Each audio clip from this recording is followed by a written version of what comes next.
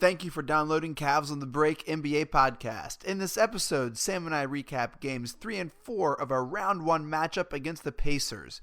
We touch on LeBron's lack of help, the Pacers' physicality, and the Cavs' third quarter woes. We introduce a segment we call OVERREACTIONS and ONPOINT, and we look ahead to Game 5 on Wednesday. One final thing, if you're a fan of the Cleveland Browns, check out our Browns podcast, the Orange is Oranger Browns podcast. I'm joined by Browns insider Jeremy Anakron, and we bring you the very best Browns coverage and analysis you'll find in podcast form.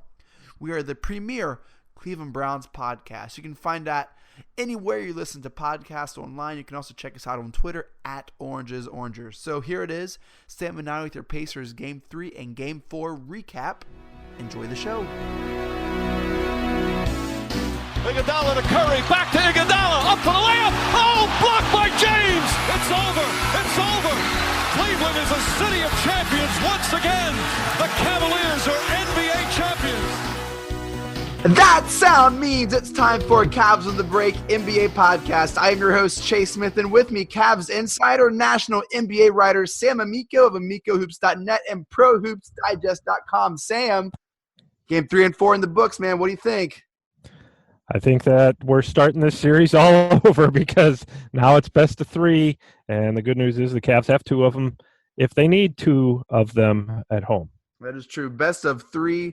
We have 3 games in the series. It could go 3. We did not record a Game 3 reaction, probably for the better. I think everyone was at the brink after a 92-90 loss on Friday. Indianapolis to the Pacers, led by Bogdanovich, 19 points in the third quarter. Sam, let's break down Game 3 and that loss. LeBron, an incredible stat line. I think just completely dominated, but ended up in a loss. What can you tell us about Game 3?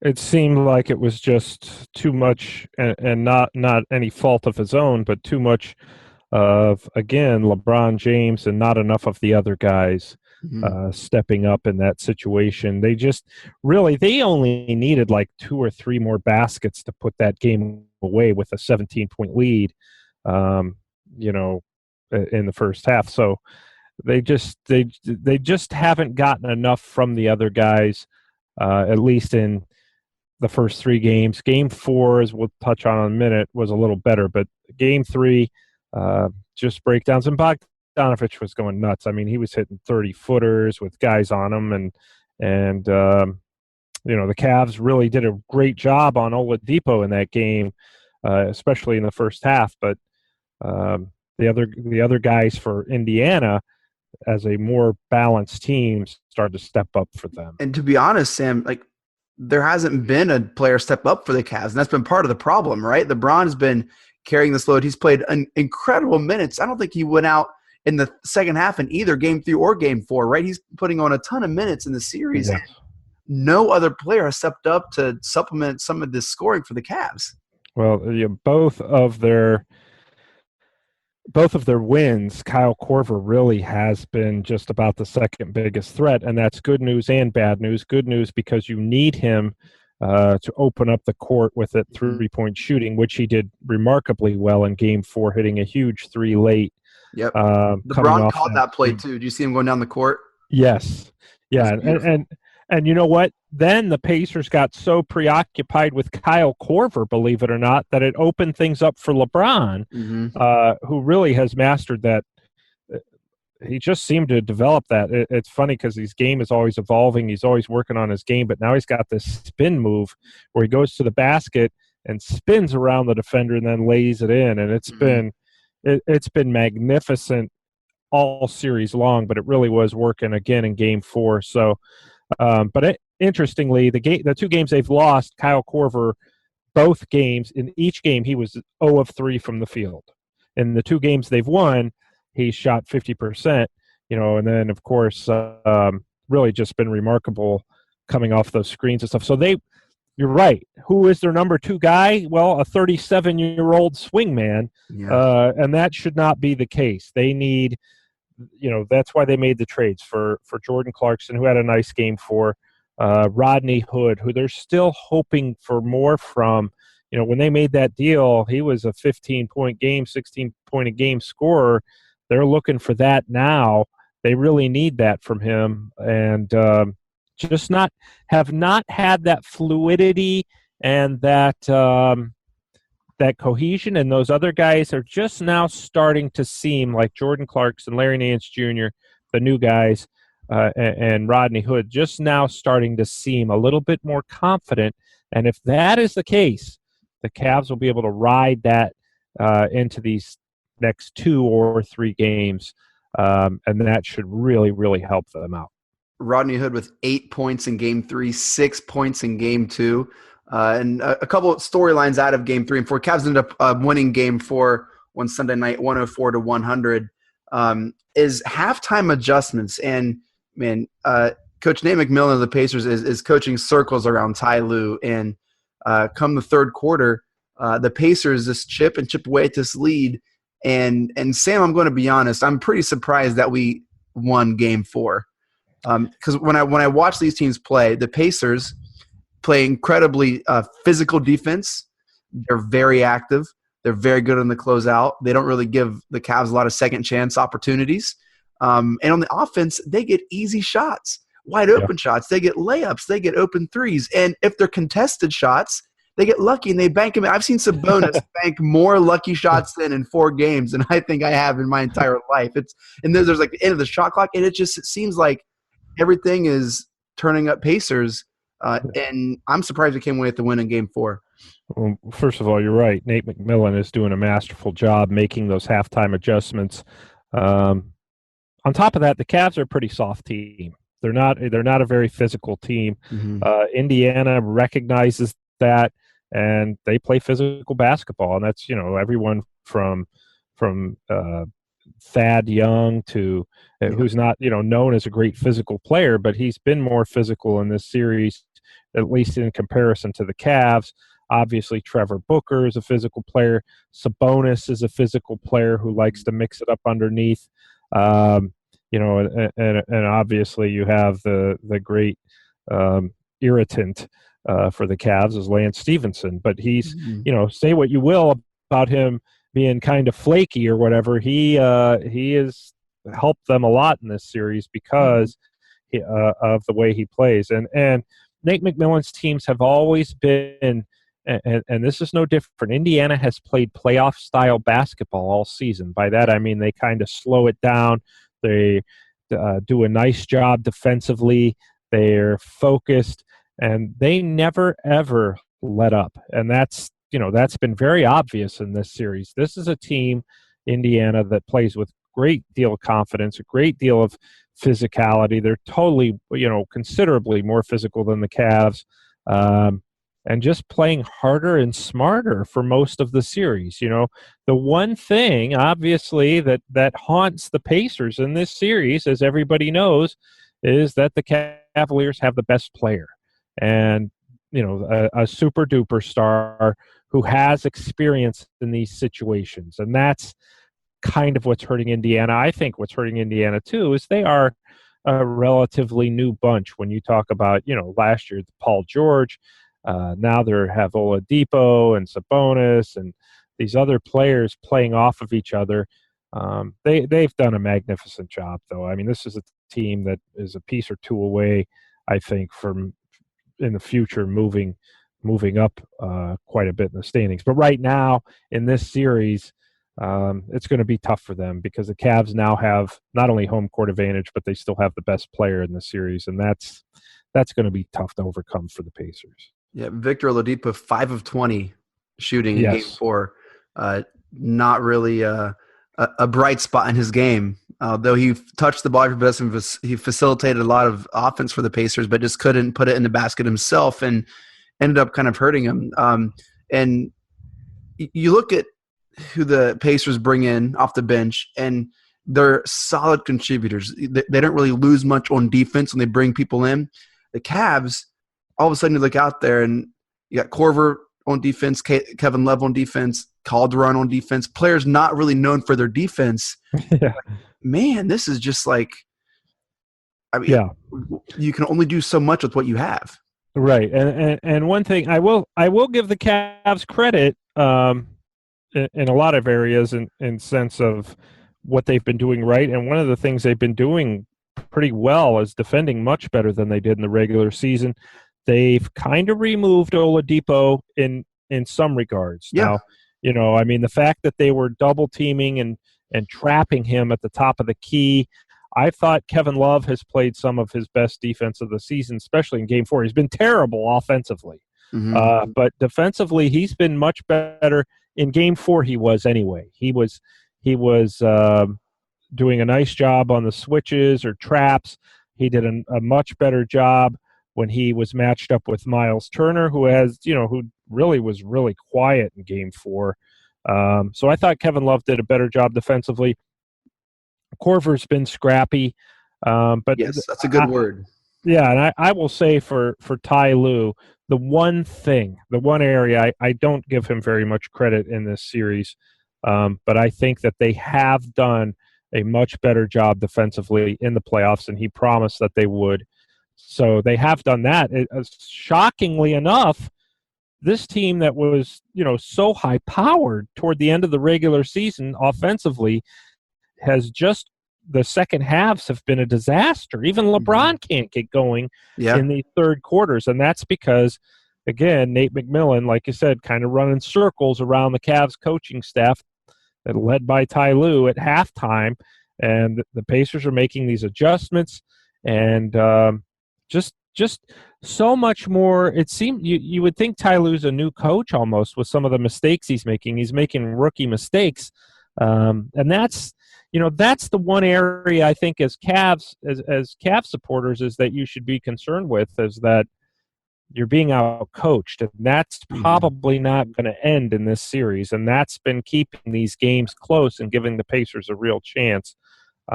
So that's kind of unfortunate for Cleveland because they were playing so well before. Yep, Sam, you tweeted out that Tristan Thompson played 7 minutes in the first quarter or the first half and never really came back in, setting good screens, kind of doing little things you'd like to see him do, and he never came back in. Do you have any insight on that, or what was the point of that? Well, first of all, no one's been a bigger critic of Tristan Thompson throughout the regular season probably than me. Sure. But you got to give him credit. He said, now, yeah, everybody talks about, well, he missed the layup, or he didn't miss a layup. He went in toward the basket to which should have been a finished shot, and it got blocked.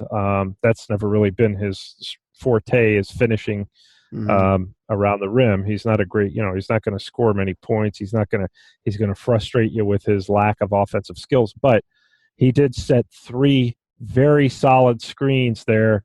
The best screens the Cavs have seen in the series, LeBron, and they all resulted in layups for LeBron. So, and that was all in 7 minutes. And in Tristan 7 minutes, he was a +7. So, again, I've been a huge critic of his, and there's no question he's been having a career worst season. Right. But he is a guy who was a starter on 3 straight finals teams. This is a time of year maybe now that he can get it going a little bit. As for why he didn't play in the second half, that has been a kind of a Ty Lue chink in the armor when you're talking about him sticking with guys a little bit too long. Jeff Green played a nice game in Game 4, so I'll give him credit for that.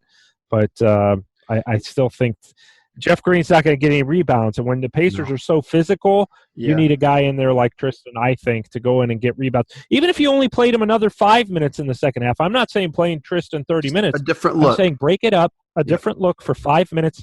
And there, all of a sudden, guess what? Tristan Thompson's played 12 minutes.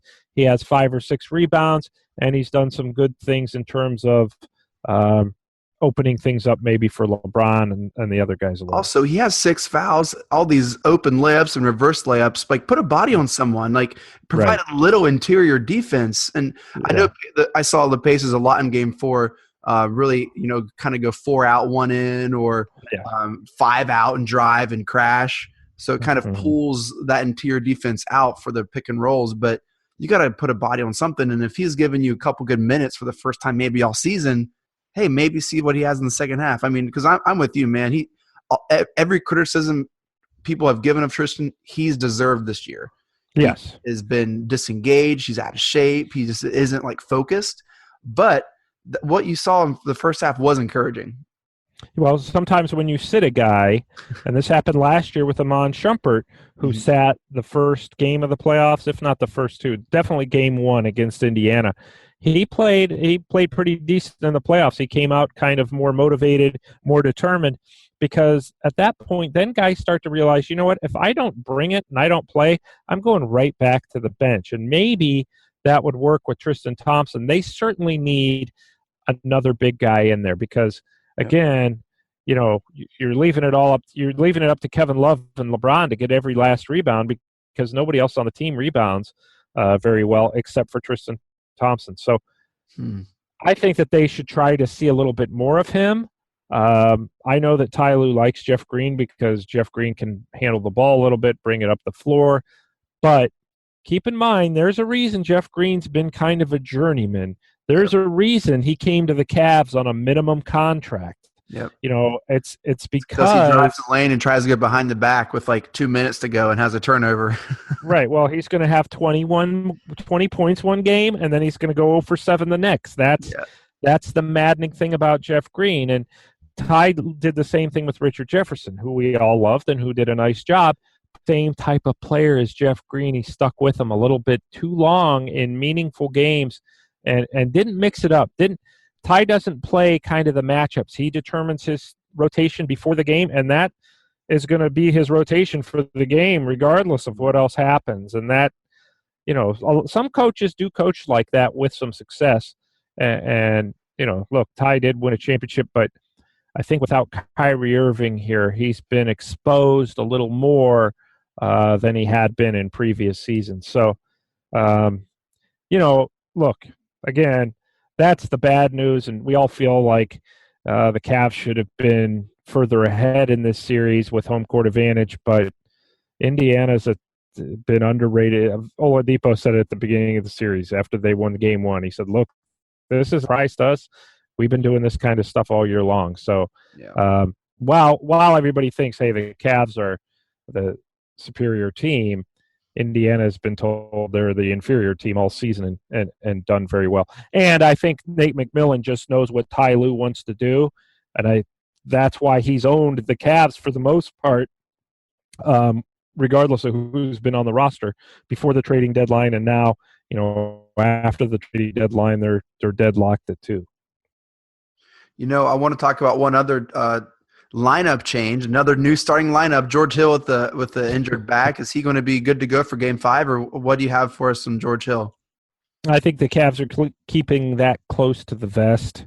They don't want to, you know, make a major announcement, beforehand. But it sounds like it sounds like they're going to try.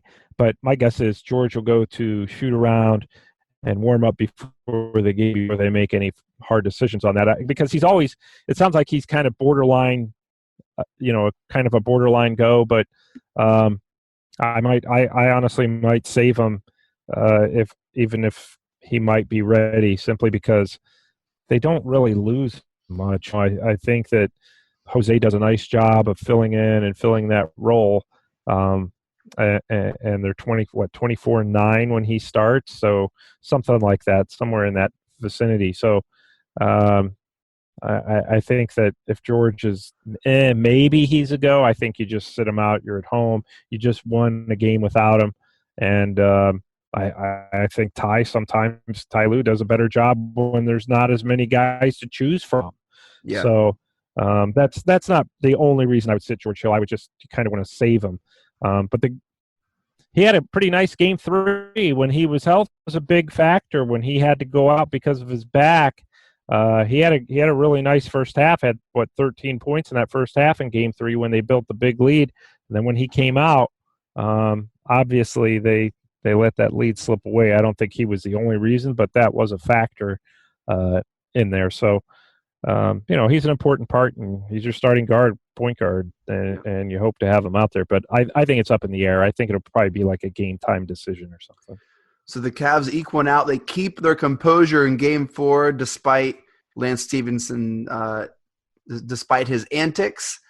Even the series at 2 with 3 games remaining, 2 in Cleveland. It is now a best-of-3 series. Sam, I want to move to a segment that I want to call overreaction or on point? And I'm going to give you 3 takes, and I want you to tell me if that's an overreaction or if that's pretty much on point with what's going to happen or what you think is going to happen. Is that fair?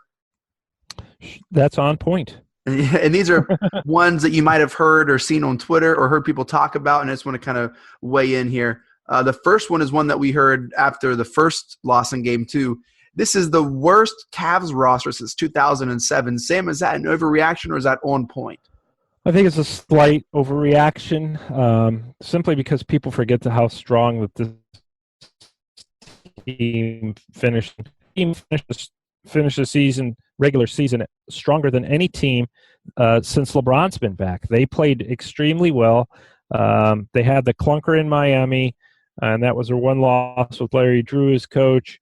And then the game in Philly where they were down 30 and came back and almost had a chance to win. Those really were their only 2 bad games toward the end of the season.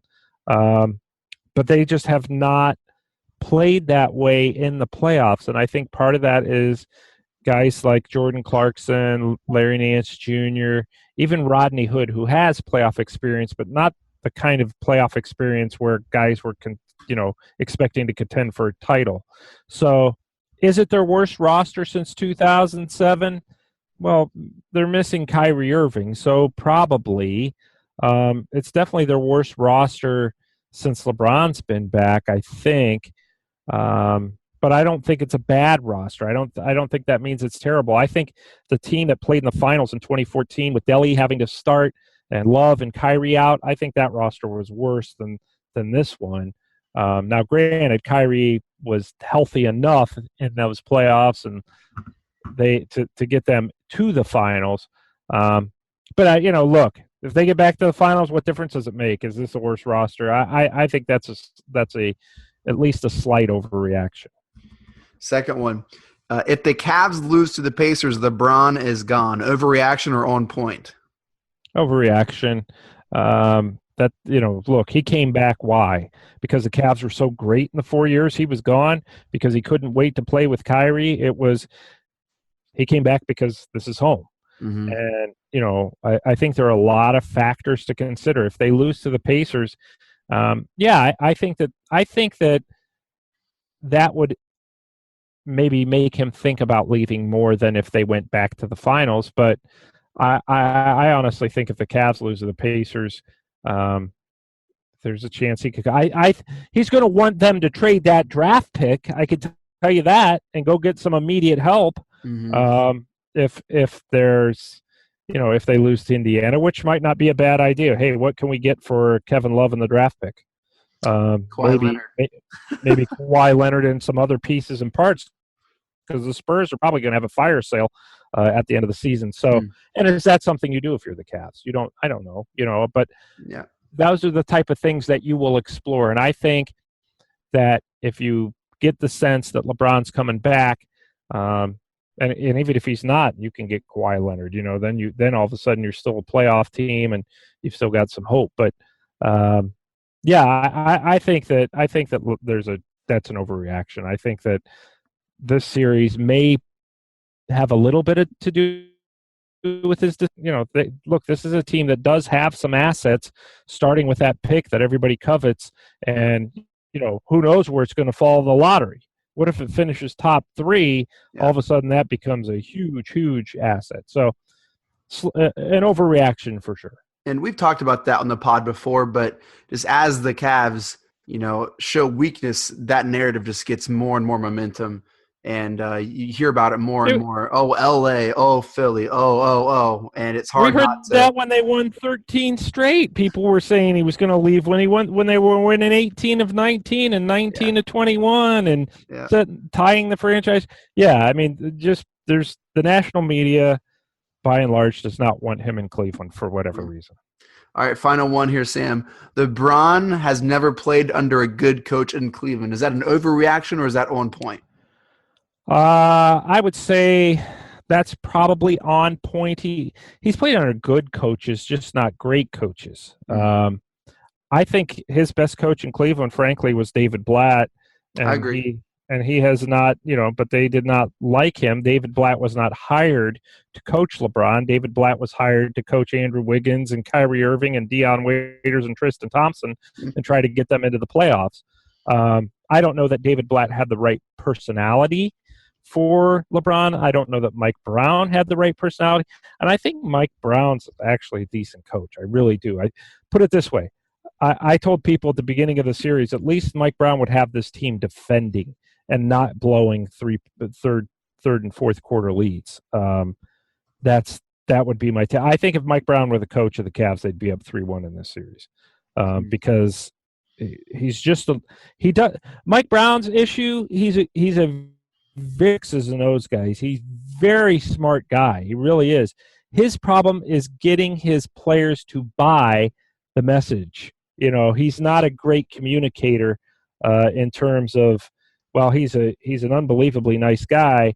I just don't think the players had the respect for him so I wouldn't say LeBron's never had a good coach, but he certainly never had a great coach at Cleveland. There are times, I was talking to my buddy, people from way back said, boy, it'd be great to see Lenny Wilkins, who coached like the Mark Price, Larry Nance Sr., Brad Daugherty teams, coaching this team, because his offense was one of constant motion, and they were good enough defensively.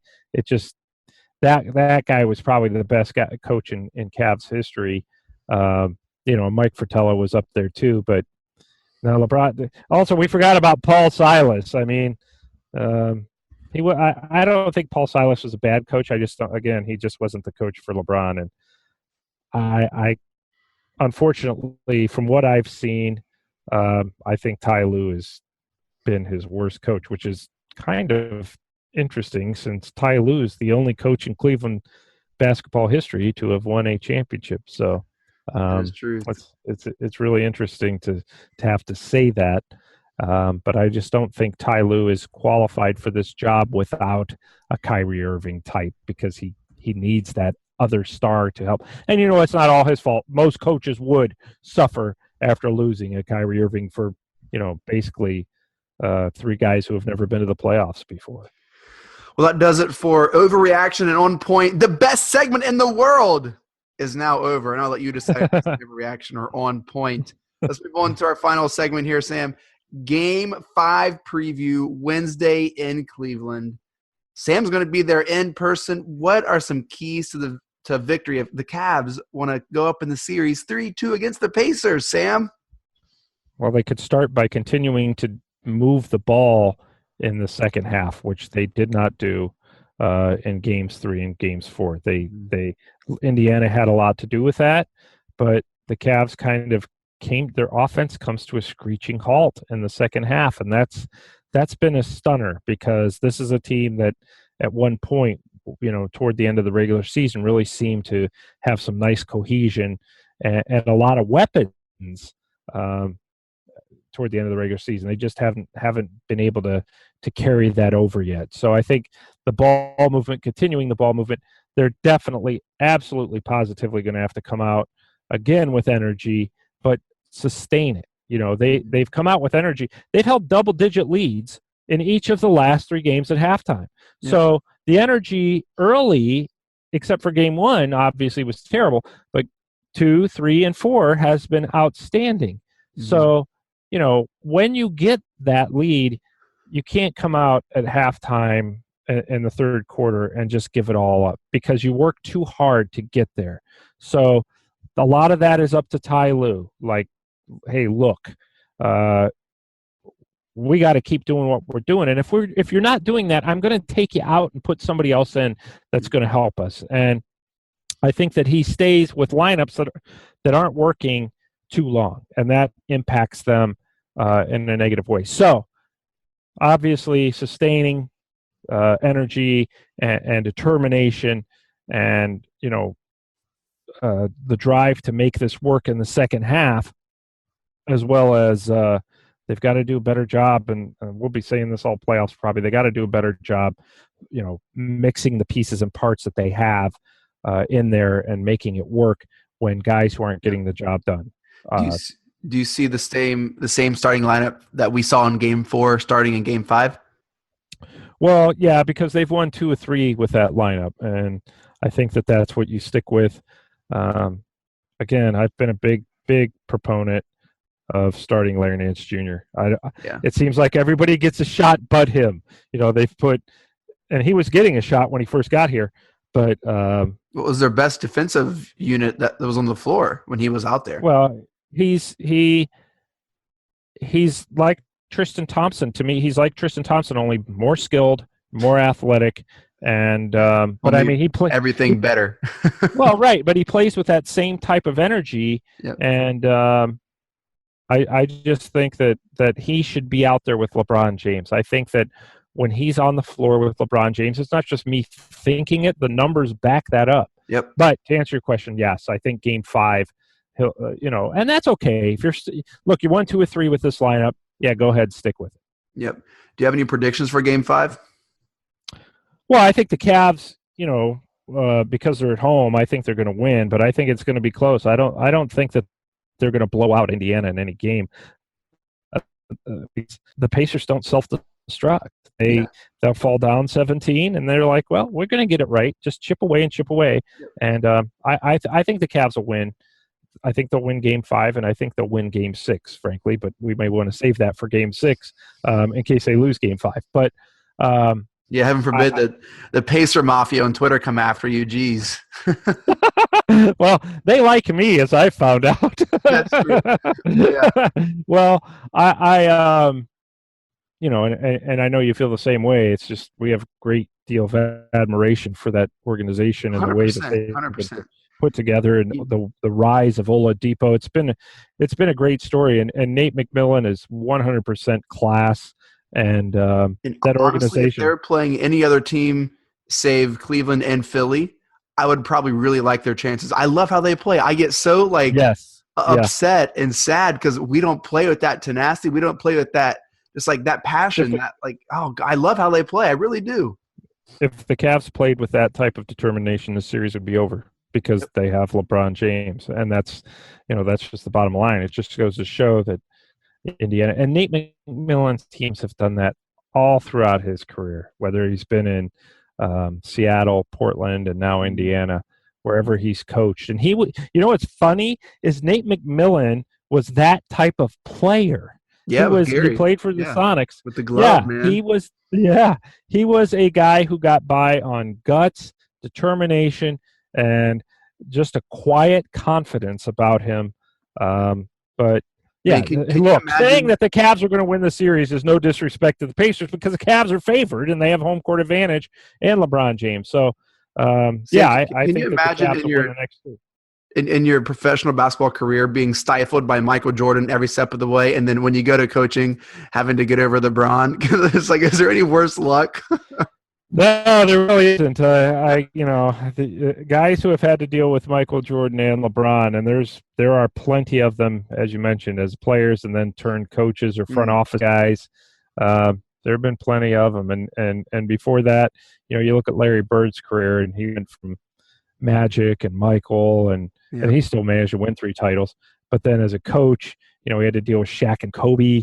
It's kind of funny how it works out sometimes. So this is how I see Game 5 working out. I see LeBron understanding that he has to get other players involved, and I can honestly see almost a deja vu of Game 1 of him really going that extra step to get others involved.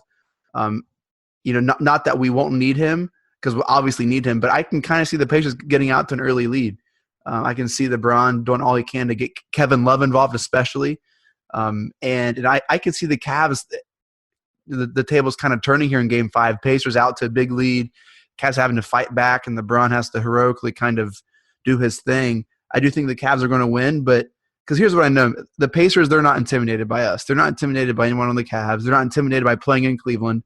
And the way that they play, it translates pretty much anywhere. Tough defense and like a motion offense. And I love how the Pacers play. I think they'll come out to a big lead Game 5. LeBron's going to try to get others involved, only to have to abandon that and to win the game himself. I don't know. Well, that's kind of Rick Noland, my buddy who writes for the Medina Gazette, says conventional wisdom would say that the Cavs are completely in the driver's seat, at this point. Yeah. And but there's been nothing conventional about this team all season, and he's right about that. It's you don't know what to expect. So, look, let's hope for the Cavs' sake the Pacers' lead doesn't get too big if you're right and they come out to a big lead. But with the way the Cavs have been playing with the lead, it'd be almost better if the game were close in the first half and then they managed to break away in the second, because building big leads in the first half in the 3 games that they've done that has done nothing for them. Yep. Sam, before we close here, who's one player you'd love to see have a great Game 5 that's not LeBron James? Well, I think Kevin Love needs to get going for the Cavs' sake. And I know his left hand's not perfect. It sounds like there's some ligament issues there, but which is his non-shooting hand. But I just think if they should get out of this series, they're going to need him to have some confidence, because they're going to need him against these other teams. If that were, again, if looking ahead, if that's how the Cavs end up getting out of this series, and I think they're going to need him in this series at some point. And I think for his sake, he needs to have a big game. And that, I mean, 22 points and 12, 14 rebounds, one of those type of double-double games where he's just really a big factor. And clearly the number 2 guy that the Cavs really need at this point. So I think that he will have to have a big game eventually if the Cavs are going to get back to the finals, and probably multiple big games. Yep. Well, that does it for Cavs on the Break NBA podcast. Thank you all so much for downloading and listening, and for checking out AmicoHoops.net and ProHoopsDigest.com. Do us a favor, subscribe, rate, and leave a review of our podcast. Listen, it does help with iTunes and other search algorithms. Plus, we'd love to hear your feedback about what you'd like to hear and what we could do better. Let us know your thoughts. We would love to hear from you. Also want to shout out, if you run a business, have an internet enterprise, or want to get the word out on something that you do, we are looking for sponsors for this show.